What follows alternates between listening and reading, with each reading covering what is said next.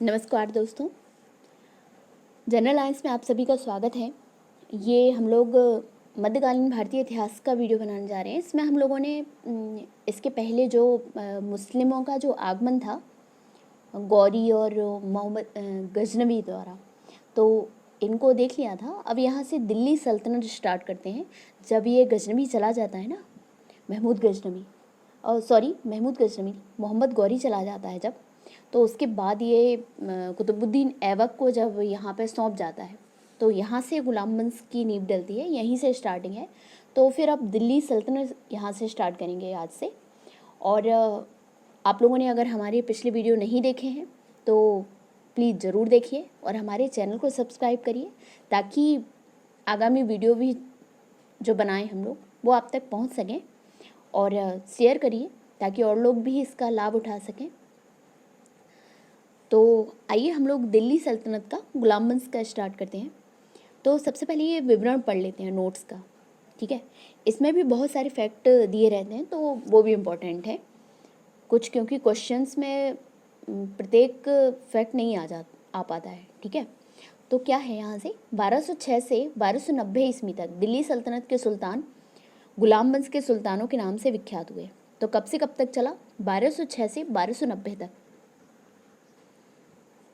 तो जिसका संस्थापक जो था कुतुबुद्दीन ऐबक था। तो गुलाम वंश की जो नींव डाली वो किसने, कुतुबुद्दीन ऐबक ने।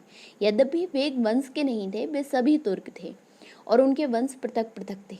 साथ ही वे स्वतंत्र माता पिता की संतान थे। अतः इन सुल्तानों को गुलाम वंश के सुल्तान कहने के स्थान पर प्रारंभिक तुर्क सुल्तान या दिल्ली के ममलूक सुल्तान कहना अधिक उपयुक्त है, ठीक है। भारत में गुलाम वंश का प्रथम शासक कुतुबुद्दीन ऐबक 1206 से 10 ईस्वी तक था, ठीक है। तो जो सबसे पहला कुतुबुद्दीन ऐबक था, तो उसका काल क्या था, 1206 से 1210 तक। 6 में ये बना था, तो 6 तक ये मोहम्मद जो गौरी था उसी का चलता रहा। उसके बाद ये उनका एक गुलाम था मोहम्मद गौरी का, तो उन्होंने इसको कुतुबुद्दीन ऐबक को सौंप दिया था ये अपना राजकाज भारत का जो था उसको संभालने के लिए।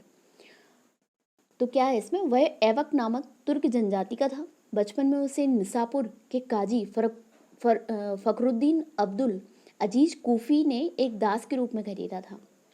ऐबक बचपन से ही अति सुरीले सुर में कुरान पढ़ता था, जिस कारण वह कुरान का पढ़ने वाला के नाम से प्रसिद्ध हो गया। बाद में वह निशापुर से गजनी लाया गया, जहाँ उसे गौरी ने खरीद लिया।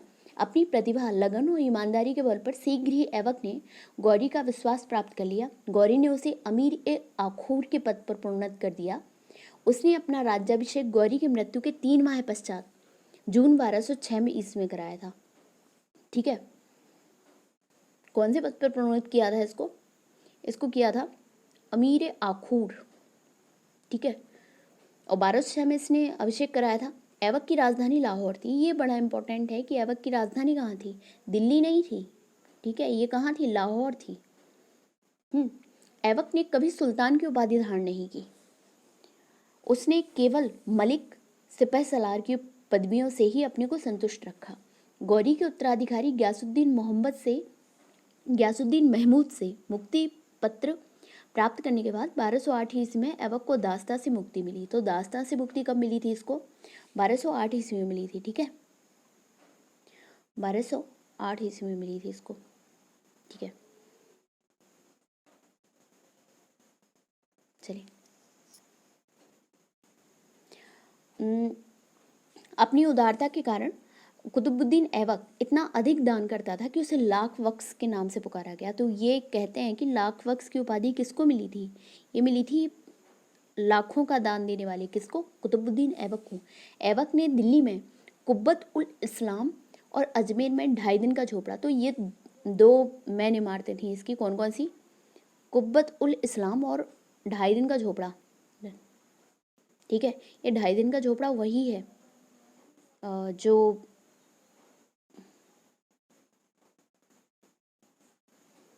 इसमें आएगा अभी। ये एक संस्कृत क्या, एक विद्यालय था, विद्यालय गुरुकुल टाइप का था, उसी में आएगा किसी हिंदू राजा ने वो किया था, अभी मुझे याद नहीं आ रहा इसमें। उसने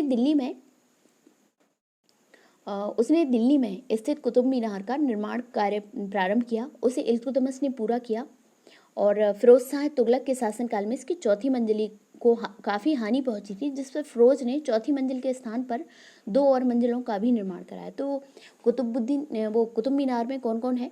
कुतुबुद्दीन ऐबक ने निर्माण प्रारंभ कराया, फिर इल्तुतमिश ने पूरा किया, और उसके बाद जब गिर गया 2 मंजिल तो फिरोज शाह तुगलक ने इसको और ज़्यादा बढ़ा दिया और चौथी मंजिल के स्थान पर 2 और मंजिलों का भी निर्माण कराया।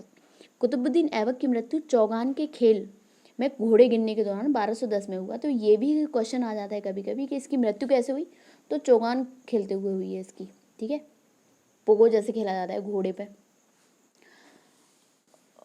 उसे लाहौर में दफनाया गया। दिल्ली सल्तनत का पहला सुल्तान इल्तुतमिश था। अब पहला सुल्तान, इसको क्यों नहीं बोल रहे हैं कुतुबुद्दीन ऐबक को? इसलिए नहीं बोल रहे हैं क्योंकि इसने सुल्तान की उपाधि कभी धारण नहीं की। इसने क्या था, ये सिपह सलार, और सुल्तान की उपाधि इसने धारण नहीं की, कभी नहीं। तो दिल्ली सल्तनत का जो पहला सुल्तान कहलाएगा वो इल्तुतमिश था। उसने सुल्तान के पद की स्वीकृति खलीफा से प्राप्त की। खलीफा ने इल्तुतमिश के शासन की पुष्टि उस सारे क्षेत्र में कर दी जो उसने विजित किया, और उसे सुल्तान आजम की उपाधि प्रदान की। गुलाम का गुलाम ये किसे कहा गया?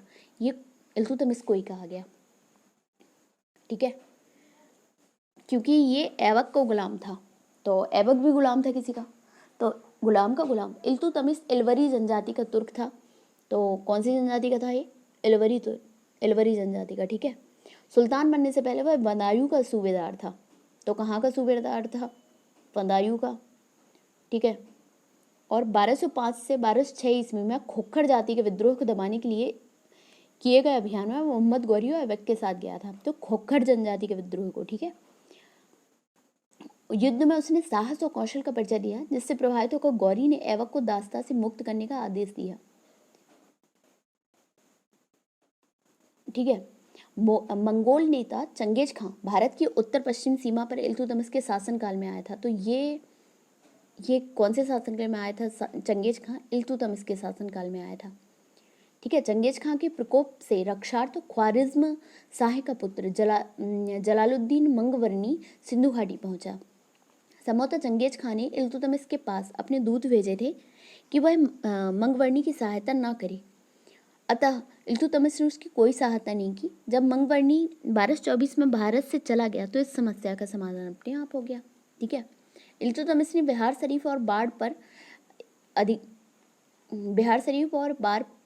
अधिकार कर राजमहल की पहाड़ियों में तेलियागढ़ी के समीप हिशामुद्दीन ऐवाज को पराजित किया। बाढ़ पता नहीं ये कौन सी जगह है, क्या था इसमें? बिहार शरीफ एवं बाढ़ पर अधिकार कर राजमहल की पहाड़ियों में तेलियागढ़ी के समीप हिसामुद्दीन ऐवाज को पराजित किया। ऐवाज ने इल्तुतमिश की अधीनता स्वीकार कर ली। इल्तुतमिश ने ऐवाज के स्थान पर मलिक जानी को बिहार का सूबेदार नियुक्त किया। तो ये बिहार के लिए इंपॉर्टेंट हो सकता है।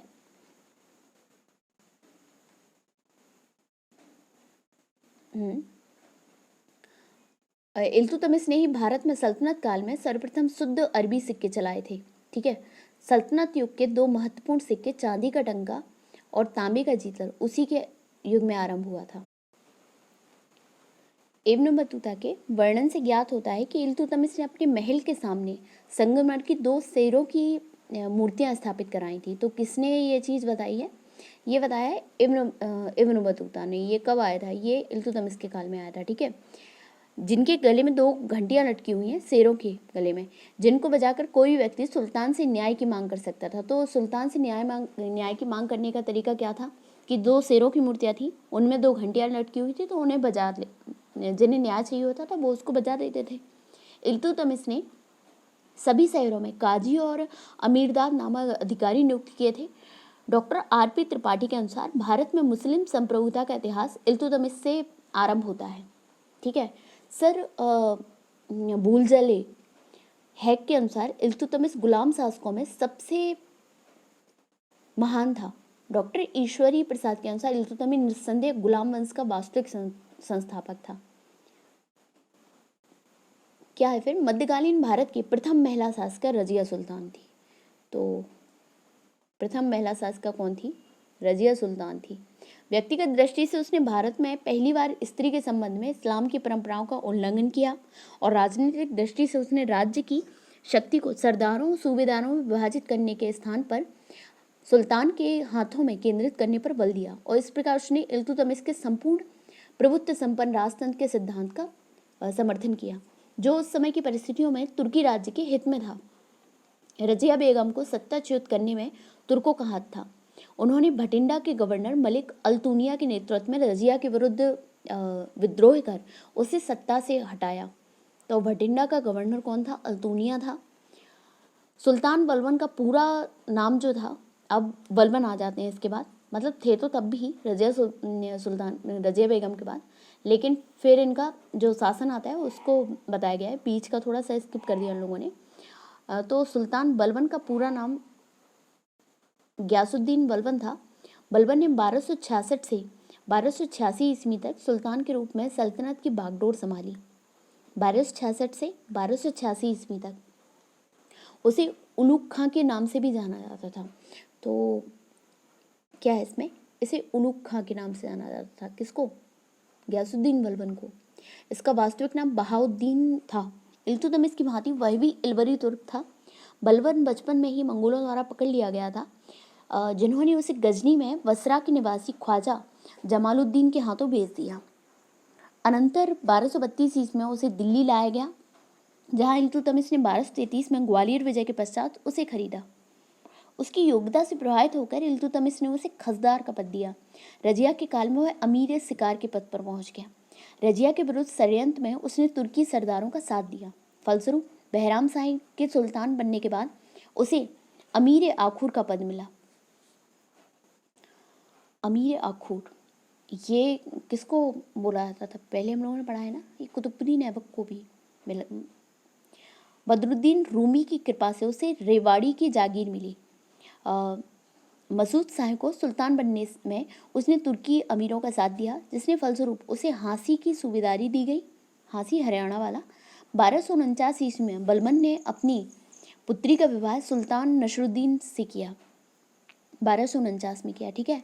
इस अवसर पर उसे उलुग खां की उपाधि और नायब ममलिकात का पद दिया गया। 1266 ईस्वी में बलबन दिल्ली की राजगद्दी पर आसीन हो गया। 66 में बलबन के विषय में कहा गया है कि उसने रक्त और लोहे की नीति अपनाई थी। तो रक्त और लोहे की नीति अब किसने अपनाई थी? अब बलबन ने अपनाई थी। बलबन के राजत्व सिद्धांत की दो मुख्य विशेषताएं थी। ये देख लेते हैं क्या है मुख्य विशेषताएं। क्या थी इसकी? पहली थी सुल्तान का पद ईश्वर के द्वारा प्रदत्त है। ये मानता था कि जो सुल्तान का पद है ये ईश्वर का द्वारा प्रदत्त है। और द्वितीय थी सुल्तान का निरंकुश होना आवश्यक है, कि सुल्तान को क्या होना चाहिए? निरंकुश होना चाहिए। बलबन ने फारस के लोक प्रचलित वीरों से प्रेरणा लेकर अपना राजनीतिक आदर्श निर्मित किया था, जिसका उनका अनुकरण करते हुए उसने राजत्व की प्रतिष्ठा को उच्च सम्मान दिलाने का प्रयत्न किया। राजा को धरती पर ईश्वर का प्रतिनिधि नियामत खुदाई माना गया। क्या माना गया राजा को? नियामत खुदाई, मतलब धरती पर ईश्वर का प्रतिनिधि। उसने अनुसार मान मर्यादा में वह केवल पैगंबर के बाद है। राजा जिल्ले इलाह या जिल्ले इलाही अर्थात ईश्वर का प्रतिबिंब है। वह दिल्ली का प्रथम सुल्तान था। उसने राजत्व संबंधी सिद्धांतों की स्थापना की। राजत्व संबंधी सिद्धांतों की स्थापना की, ठीक है उसने। और क्या उसने अपने पुत्र बुगरा खां से कहा था, सुल्तान का पद निरंकुशता का सजीव प्रतीक है। इसके 4 पुत्र थे, ठीक है। और जिसमें बुगरा खां को इसने कहा था सुल्तान का पद निरंकुशता का सजीव प्रतीक है।